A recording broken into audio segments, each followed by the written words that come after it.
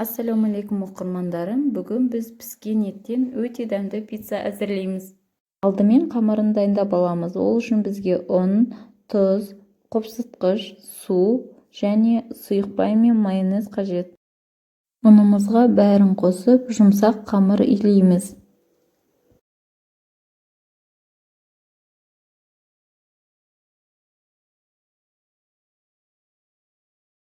Илеп болғаннан кейін 10-15 минутқа тынықтырып қоямыз.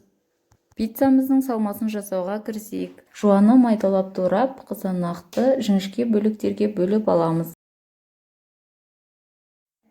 Етімізді де майдалап турап, сырды үккіштен өткізіп аламыз. Мен сулугуни және жай сырды қолдандым.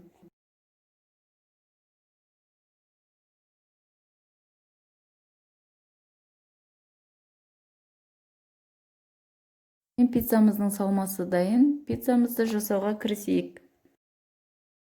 Тыныққан қамырымызды жұқа етіп жаямыз. Мен духовкамның 4-1 противенін қолданғандықтан үлкен 4-1 жайма жайдым. Противенға пергамент қағазын төсеп, қамырымызды саламыз.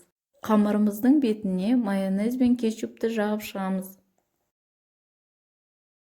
Ең алдымен қызанақты, содан кейін етімізді жуаны салып, ысып тұрған 200-220 градустағы пешімізге пиццамызды саламыз. Пиццамыздың қамыры піскен кезде сырды салып, қайтадан 5-10 минутқа қоямыз. Осымен пиццамыз дайын, өте жұмсақ әрі дәмді болып шығады. Барлықтарыңызға ас болсын, міндетті түрде жасаңыздар.